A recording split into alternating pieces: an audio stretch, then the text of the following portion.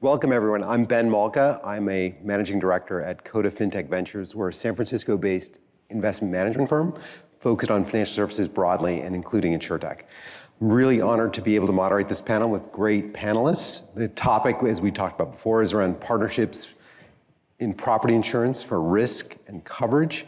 And I always start my panel by saying, and I think this is my fifth panel at an ITC, by saying I'm not an insurance native. I'm not by any means an expert. These are the experts, and I'm going to turn it over to them to get their insights. And I think that's useful because I think it puts into perspective what I can bring to the conversation, which is I actually work most of my time in banking and payments, and many of the lessons learned in partnership have already been learned in banking and payments in an adjacent space.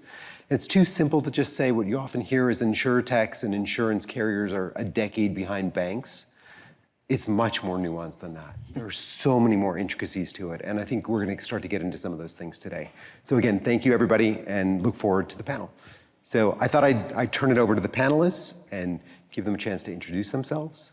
We've got three great panelists. I'll start with Brian Suzuki. Sure, Brian Suzuki, Chief Insurance Officer for Bamboo Insurance. We're California homeowners, MGA, so homeowners and dwelling fire. Yeah, hi everyone, I'm a director at EOS Venture Partners. We're an early stage global VC fund. Half our team are based in the UK, half our team are based in the US, so investing in early stage insurtech businesses. Some of the property insurance companies that you may have heard of that we've invested in Bamboo, where Brian's from, and also a managed repair platform called Westall here in the US. Cool. I'm Itai Ben-Zaken. I'm the co-founder and CEO of Honeycomb. Honeycomb is a deep tech powered MGA, which focuses on commercial residential or landlords and condo associations. Yeah, happy to be here. Awesome. Brian, can you go a bit into what you do at Bamboo, not just your role, but also what the company does in the marketplace? Yeah, so one of the things that we've done over the last couple of years is being in the California homeowner space. The market has obviously been disrupted with many of the large carriers not writing new business, the State Farms, the Allstates, USAAs. We were founded in 17 by John Chu. We started writing in 2018 and kind of built a lot of the tools. We were ready for the opportunity. We try to avoid wildfire, so we're not the type of MGAs that thinks that we can explore different ways to write wildfire risk. We are more wildfire avoidance, and the market opportunity came to us in early 2023. We decided to lean in, and we had tremendous growth over the last couple of years.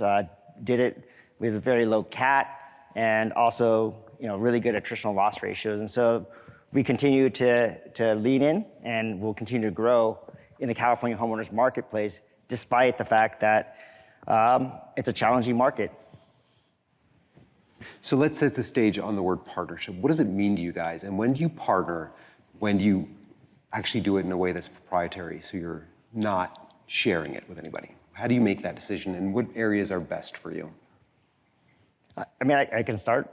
I would say that our model is based on mainly partnerships. We don't typically build, so we don't have like a staff of software engineers that are building a lot of these tools. What we do is we ensure that our platform, our policy admin system, our eligibility service, our underwriting models and process are very nimble. So we love to come to a conference like ITC, come and talk to all the various vendors that are out there who are specialists in their space, whether that's aerial imagery, inspections, data, risk analysis. And what I would say, secret sauce is the ability to plug and play. If we like something that we talk to someone and says, hey, we do have this new method of doing aerial imagery or home inspections, we're able to bolt that on quickly into our systems. And our proprietary piece is taking all the various bits of information from various sources and marrying that with our sort of loss data to determine what we do with that risk when it first comes in. As a quote, do we straight through process it? Does it have to require an inspection? Whatever that may be, I think that's where we lean into partnerships. We don't typically build, but we want to have a very flexible and nimble platform. Yeah, I would just add that I think it comes down to whether it's a core competency of your business, and if it's something that you need to have absolute control over, and therefore you want to build it in-house and it's all proprietary, and then you've just got complete control oversight of that function. Versus actually it not being a core competency, and it just makes a lot of sense to look for those third parties that you can partner with that may help accelerate your product development, accelerate your roadmap. Maybe it's a more efficient use of capital and resources to partner and outsource some of the development to best-in-class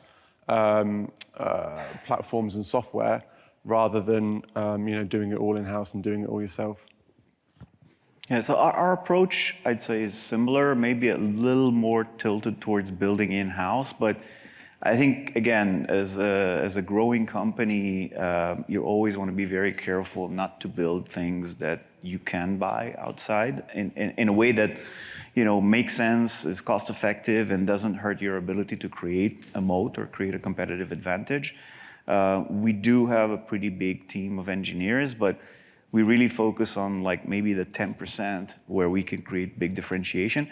And I think the beauty of insurance also, where it actually creates a lot of those opportunities, is that it's not like, an industry where there are a couple of prominent vendors and everybody buys the same piece and it plugs in pretty nicely into everybody's needs.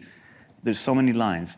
Each of them has so many different needs. And our line particularly, I think, is kind of a niche with its own characteristics. And when we started and we wanted to buy off the shelf some of the things, we just figured out it's not what we need, or it doesn't exist. So it kind of creates a lot of opportunities to build. And then 90% of the time we'd partner. It's great. Like if it's something that if we attempt to build, it's going to be cost ineffective for us. So our approach, I'd say, is similar, but a little bit more tilted towards building. Also because I think we're more niche than you guys. So actually, let's try to get specific on these. Give an example of a model partnership where it just worked even better than you hoped it did. I can start.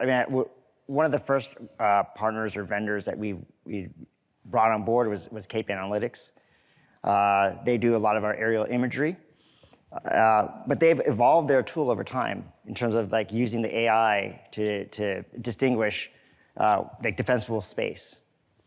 And so obviously for California, that's an important aspect of underwriting the risk, whether it's, as I said at the beginning, we want to stay out of wildfire as much as possible, but anywhere in California, if you write, you're going to add average annual loss or probable maximum loss by the CAT models in terms of wildfire. So, even if we're writing, say, a half a mile from the wildland urban interface, we want to know that particular risk has defensible space. And so over time, the first iteration of the tool was more, looking at the roof.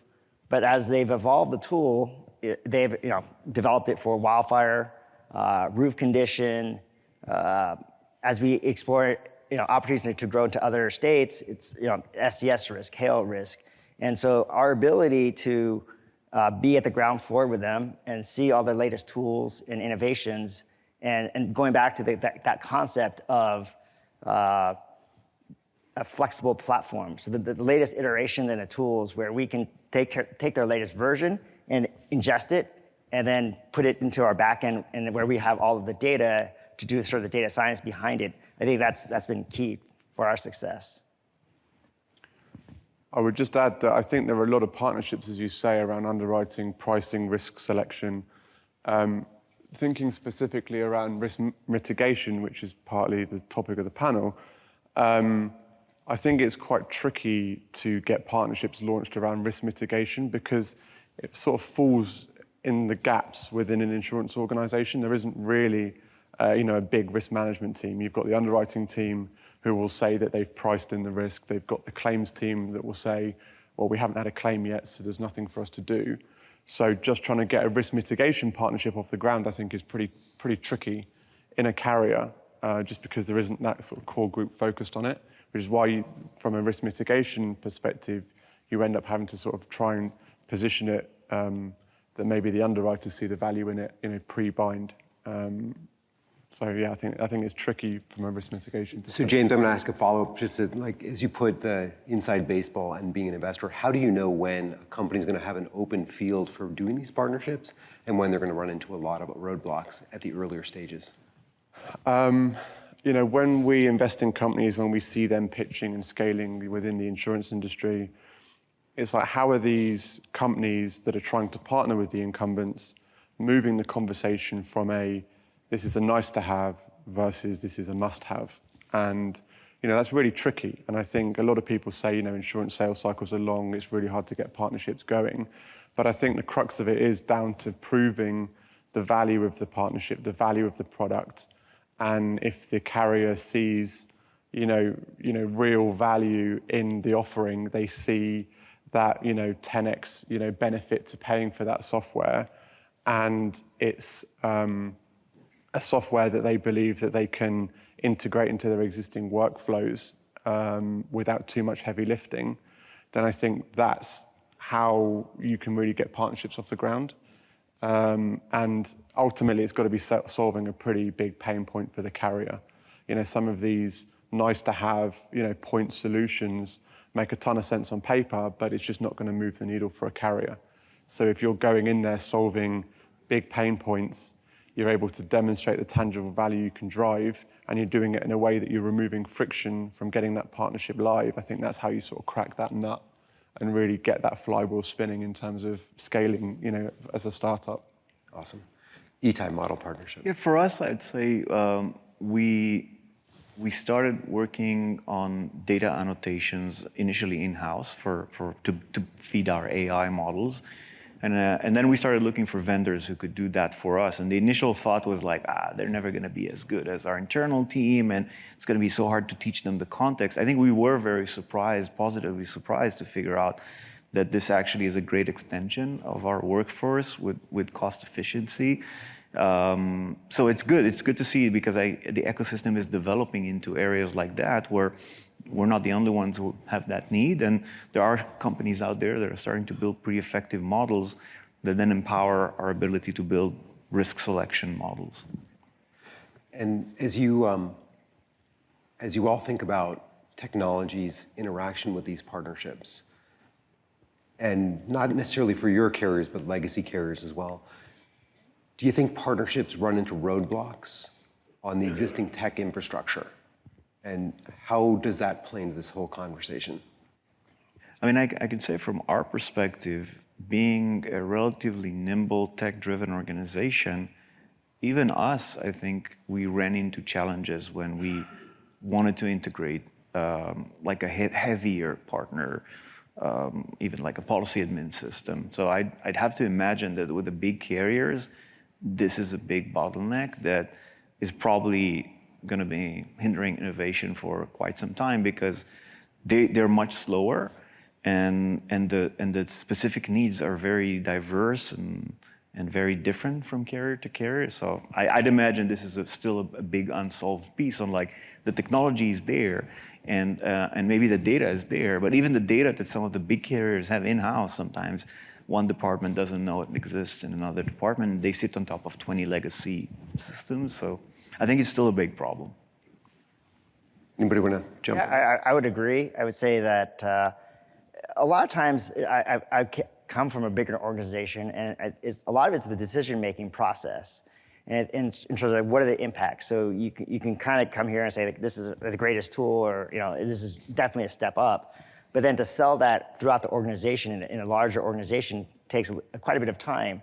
I think the interesting thing is that while these larger organizations are going through that decision-making process, there's probably a new iteration of that tool, or it's evolved in the span of, quickly, as in the last 6 to 9 months that you're trying to make that decision. So I think there's always going to be an inherent advantage for a smaller player, those that are kind of in our space, that can move quickly, get to the latest version, and take advantage of these excellent innovations much more quickly, whereas legacy carriers might be multiple versions or behind simply because of the decision-making process.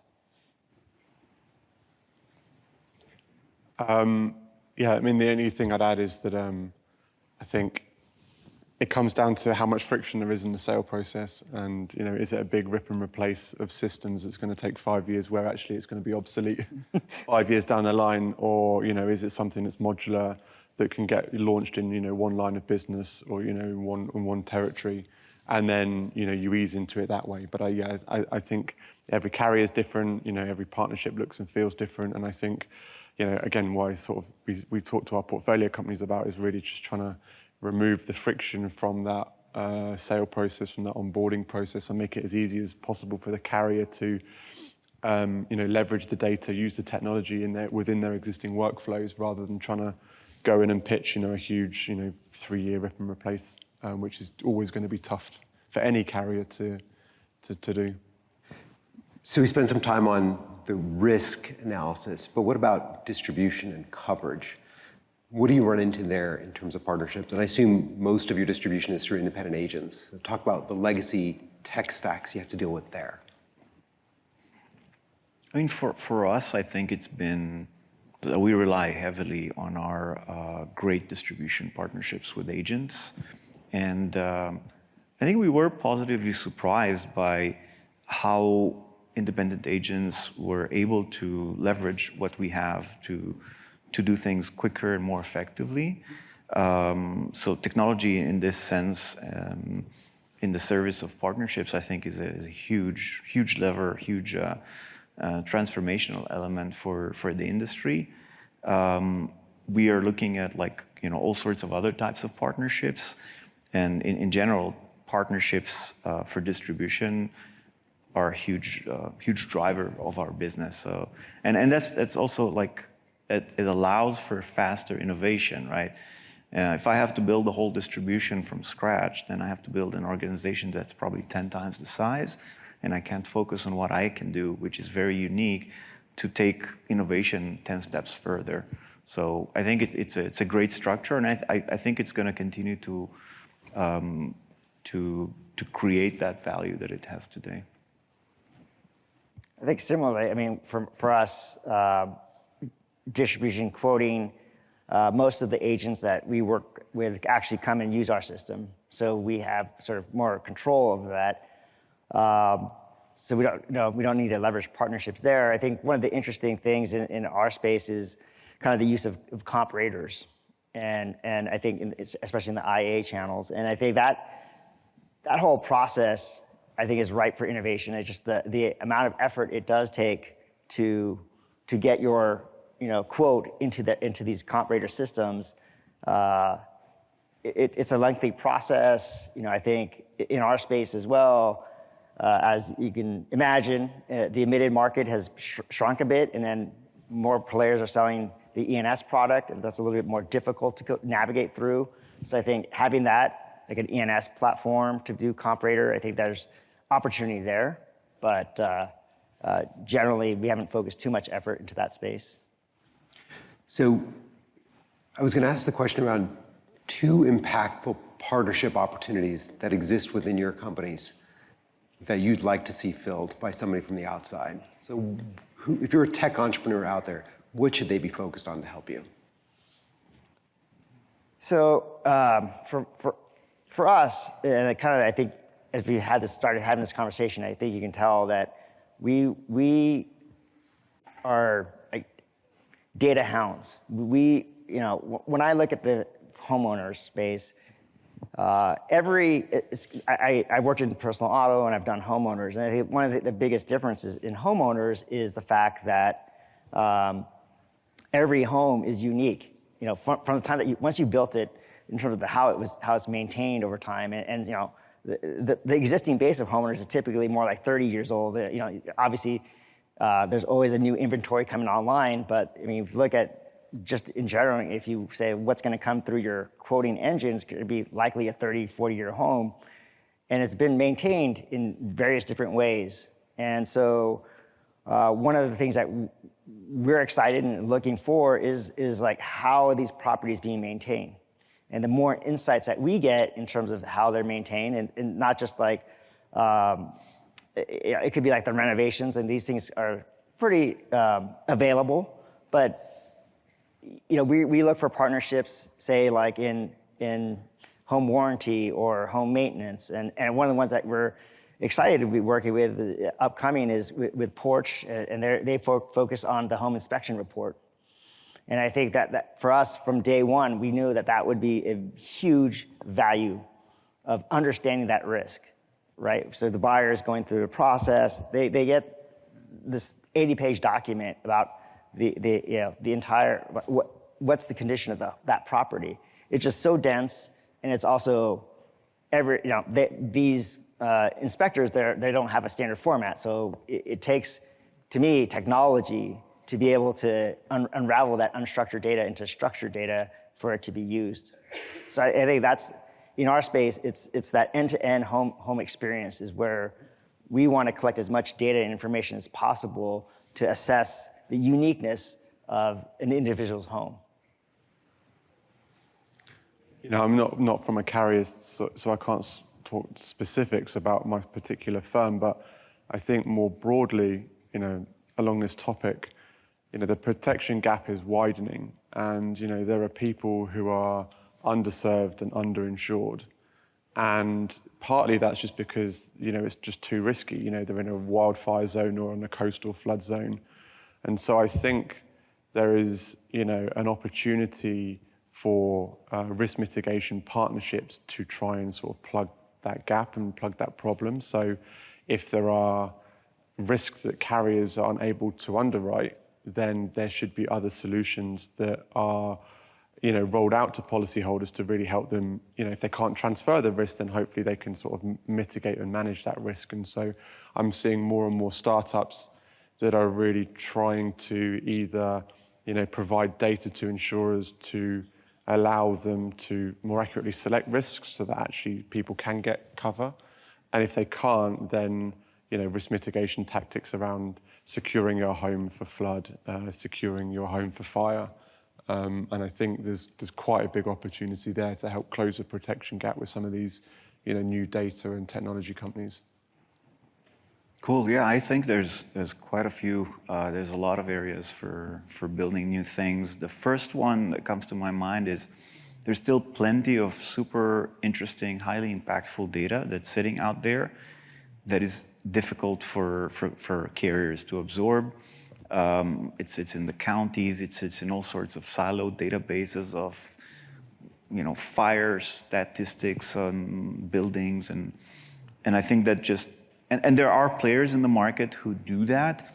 I'd have to say that from our experience, in many cases, the data was not granular enough, and we'd ping and we'd get like kind of an average result sometimes on a whole zip code or on a whole neighborhood. So actually building something, and that's not something that, we might build it in-house, and we are actually building it in-house in areas that make a big difference, but it's not a core competency that we want to build. It's like we have other things that I think we're much better at than just like collecting and straightening data to a place where we can call it.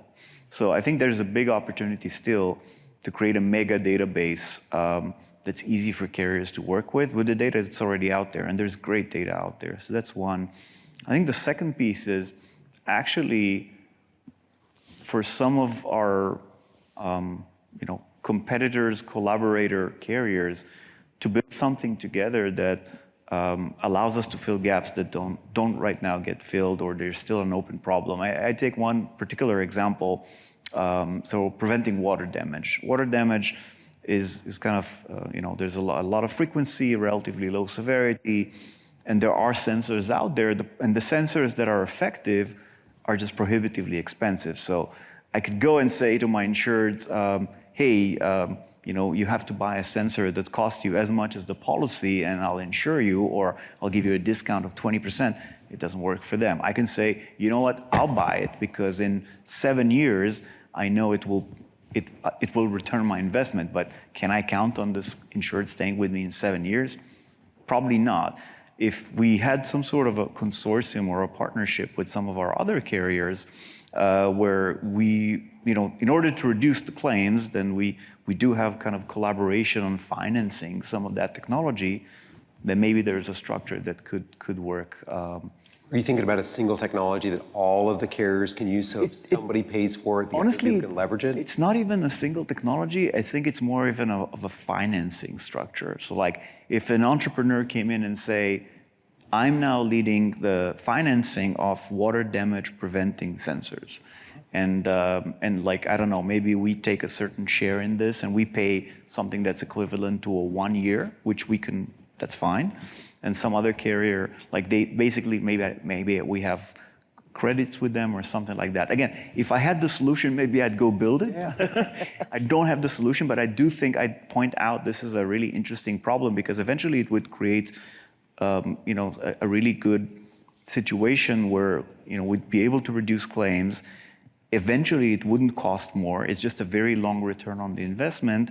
And it would benefit insureds because I think one of the problems we're seeing today is a lot of places insureds don't get covered because it's just too risky and there aren't very good mechanisms to guarantee or to mitigate the risk for some of the big carriers. So they elect, especially in my market, which is kind of more niche, to say, you know what, let's just not lose money, go somewhere else, and that hurts the insured. So this is just one example, but I think that's a place where maybe it's a bit of an unusual partnership that could solve the problem.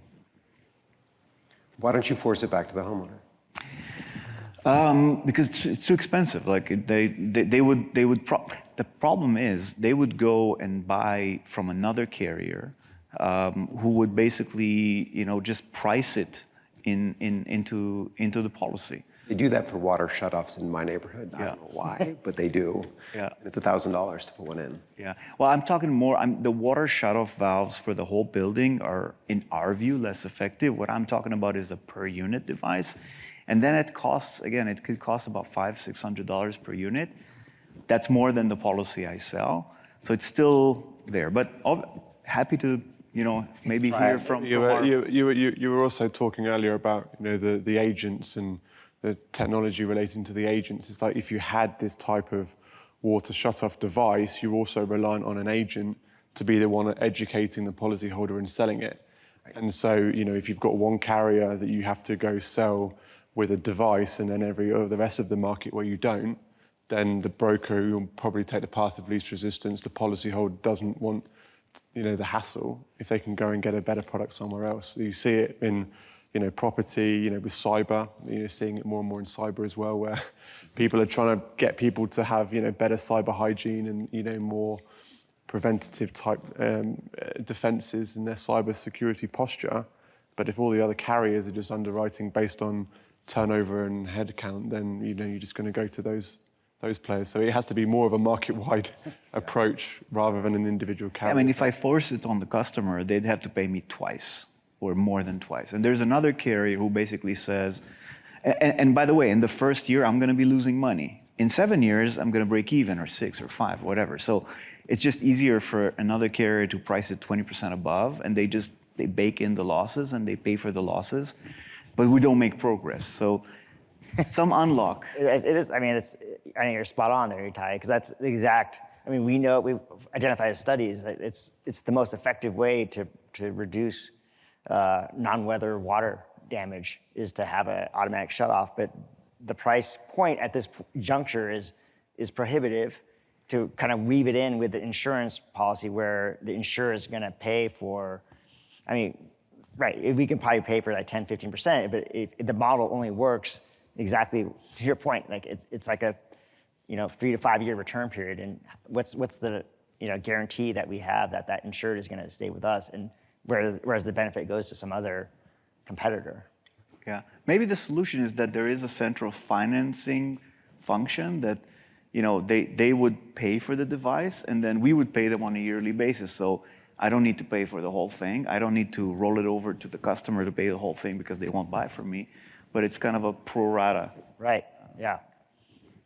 Yeah, just getting like agreement across very cool. a large percentage of the. These are like great ideas for James and I and some of the entrepreneurs out here just like to synthesize and try to come up with something that serves the need of the carrier. Someone out there can help solve the problem. So I always like to end on a crystal ball question. Like if we go 5 years forward, it's been a really tumultuous time in the P&C space. Where are we going to be 5 years from now? I have like my view, and kind of like going to like a little bit more towards this coverage side of this this discussion is, I think that as we think about homeowners and all the risk perils, I think there might be more separation of coverage. Like it's more like a la carte, like sort of more base, and then you're going to buy different levels of protection. Obviously, from a homeowner standpoint, have to work with mortgage companies to say what's the minimum coverage that's available. Yep. But because like in some locations, the price has just become so extreme, I think there's just gonna have to be more solutions as whether the insured is self-retain some certain portions of it. And I think there's gonna be a lot more interesting variations in coverage is what I see in the near future. I think there'll be more digitization of the sort of carrier's tech stack. Okay. I think there'll be more use of data, right the way across the value chain. Ultimately, that should hopefully show up in sort of product innovation and better customers, better products for customers. I'd like to think that, there are solutions out there and products that are developed to sort of close the protection gap, both in developed markets and emerging markets. And I think another trend is that, a lot of carriers now are having to, worry about secondary perils and severe convective storms and, climate change and climate risk. And I was at an event 2 days ago about climate resilience, and I think less than 5% of insurers are currently using climate and weather data, in their underwriting and their pricing. And I think that there will be a greater need for some of those new rating factors, those new data points to be used in rating and pricing of insurance products. So I think there'll just be a general rising of the tide across, data sophistication and digitization across the industry, hopefully in the next 5 years. Yeah, I think we're at the very beginning still, and I think in the next 5 years, it's probably going to start accelerating when you start seeing carriers acquiring technology in different ways. I think the whole idea of like partnerships for risk mitigation is going to become more prominent. I think the first era of risk mitigation innovation, there was a lot of, hey, we're going to build something that works really well in the core area we need it. But then just like us, we figure out, okay, so there's like 10 other areas that I'm probably not going to build them. And there's still a lack of like, there's not like a million options. So I think there's going to be more innovation and providers who are going to be supplying more sophisticated solutions. And I think on the carrier side, both organically, but also through the acquisition of companies that are more technology native, I think the carriers are going to be absorbing more of this. But as we know, this industry does move slowly. So I am hoping that it would, in 5 years, it will be amazingly effective. But I imagine that in 5 years, just like we were sitting in this conference 5 years ago and thinking that in 5 years everything is going to change, it will take time, I think. Awesome. Thanks, everybody. Really appreciate it. And thank you to the panelists. They've done an amazing job. Thank you.